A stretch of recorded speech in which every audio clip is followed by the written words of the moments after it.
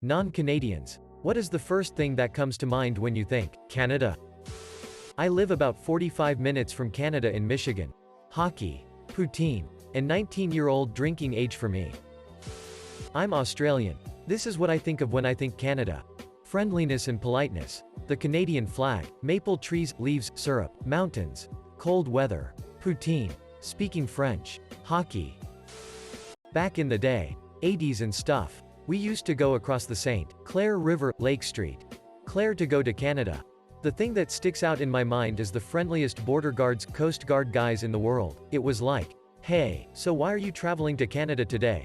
Oh, we're just gonna go pick some strawberries at that farm. You know the one. Oh, cool. Well, have a nice time. And don't forget to bring some back for us.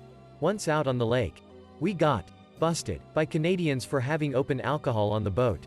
You guys know that's against the law over here, right? My brother puts his beer out of their line of sight.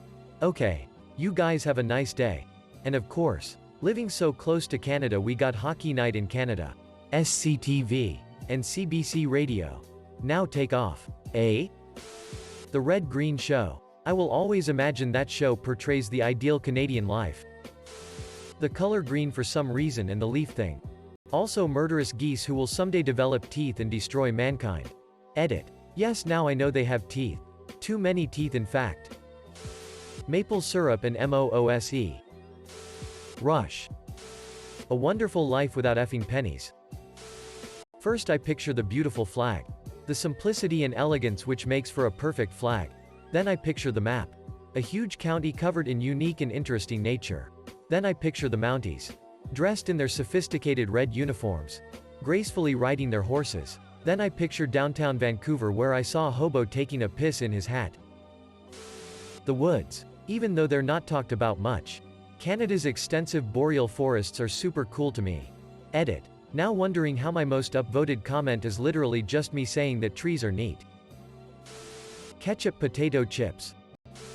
Lake Louise. Poutine. Extremely polite maple syrup. That's my joke. But, really, I think back to my childhood. Growing up in shitty apartments with a trailer park nearby in South Florida. An older couple that were snowbirds. People from a place with snowy winters. Who come to a warm place to spend the winter and then return home in the spring. They were the most delightful people. They somehow knew my dad. He was gone a lot for work and my mom was brutal. Anyway, they would arrive. They had a small trailer with an attached screened-in porch. The porch had jalousie windows. The trailer was a small one-bedroom affair, tiny. It was neat as a pin. When they arrived, she would open it up and begin cleaning for their 3-month visit. The husband would be gone to work or the horse track. She would hire me to wash windows, pull weeds and clean. She paid me a few dollars here and there. Literally $5 was a king's ransom back then. But, she would cook for me. She made lunches and baked goods. I existed on cereal and other crap at home. My mother was a 100-pound cigarette smoker and didn't eat, hardly at all, and therefore, never cooked. She was older when I was born. I was an oops kid for sure. At home my life sucked. This lovely woman fed me and treated me with kindness and dignity that my 11-year-old self had never known. I'm in my 50s now and can still see the inside of the screened-in porch and the TV tray where I sat and ate for a few days and then once a week after mowing for those 3 months, for 5 years until the husband died and they never returned.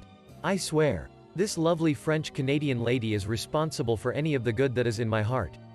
I hadn't thought of those moments in quite a while. I'm getting teary writing this, so there. That's what Canada means to me. Edit. Wow, I had no idea that this would take off. I can't thank everyone enough for the huge outpouring of love. For those that are curious, Hialeah in the 70s. When they didn't show up that year, I asked my dad if he knew when they were coming. He explained the husband had died and that they were going to put the trailer up for sale without returning. I was crushed. I used to ride my bicycle over to their trailer and lay in the yard. A few months later, it sold and new people moved in. It hadn't been cleaned out. Apparently it sold with contents. That really bothered me. I didn't want strangers touching her things. I made the mistake of mentioning her to my mother once.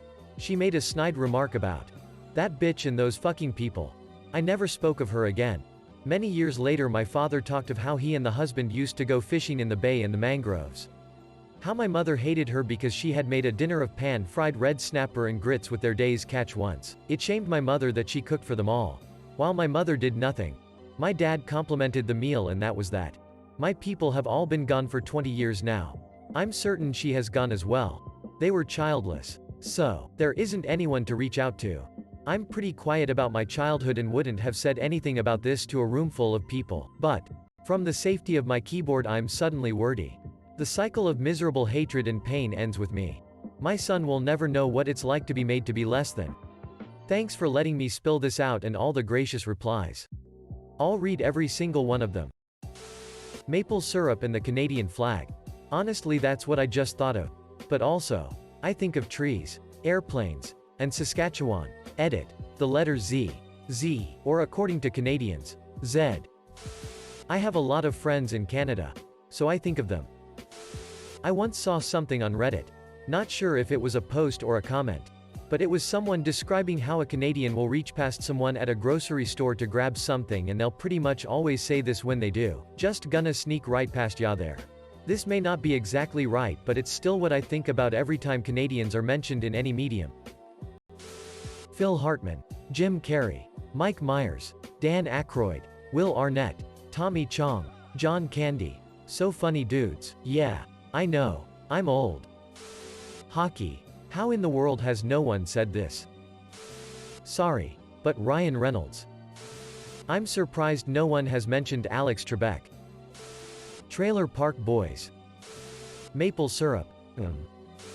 To me, probably heroism and loyalty. Canada played a very major role in liberating my country from German occupation in WW2. And every year during the 5th and 6th of May we commemorate your bravery and sacrifice.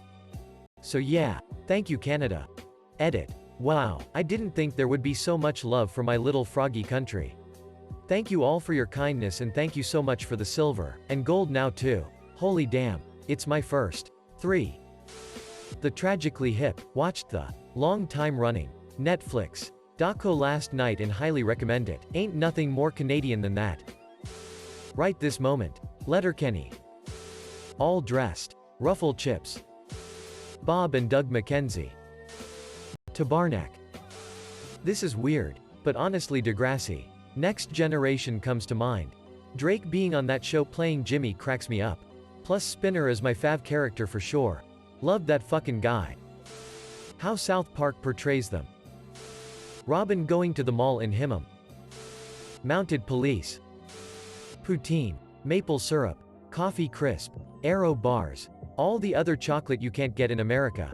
Seriously. The cashiers must think I'm a weirdo when I buy so much of it.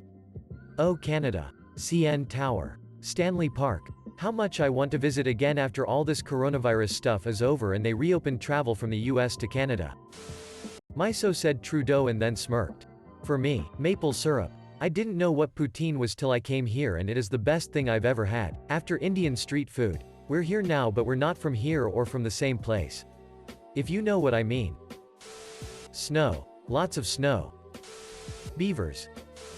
Big Red Leaf. La Ronde and L'Aqua Park. But because I went there in the 80s. Also. They had vinegar packets in McDonald's for the fries.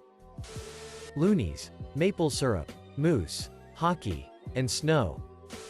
Bret Hart.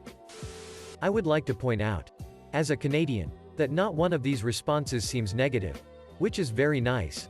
Thanks. When I think of Canada, I think of overwhelming politeness.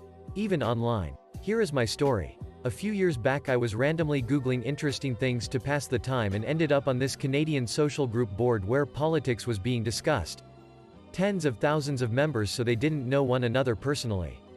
The topic became a bit heated and one user responded, "Everyone, please respect one another here.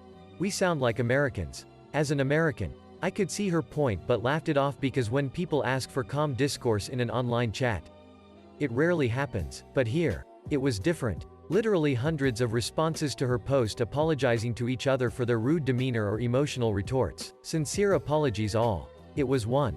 Weird and 2. Wonderful. So, Canada reminds me of kindness. Nice people. Edit. Thank you for the award. IDKY but I start imagining two people standing at the door telling each other, "It's okay. You go in first." The fact that my ancestors were ejected from Canada by the British. I wish people who could prove Acadian ancestry, Cajuns, could get a track to citizenship there. I fantasized about moving to Montreal as a teen. Them being pissed that COVID-19 took their hockey privileges. So they found the first step toward a successful cure. Don't fuck with Canadians and their hockey. This one post I saw on Tumblr that went something like this. Do Canadians even have a president, or is it just the moose with the biggest horns? The word. Sorry. A backpack with a Canadian flag on it. Maybe with some fluorescent lights pointing at it. And a sign that reads, "I'm not American." Also polite and friendly people. And a gorgeous landscape. 1. From the UK. John LaJoy. At the moment, Gander, Newfoundland. But I just saw come from away for the first time. For the uninitiated, Gander, a small town of approximately 10,000 in Nay, Canada, has a very large but now sparsely used airport from a time when planes used to have to refuel there before crossing the Atlantic.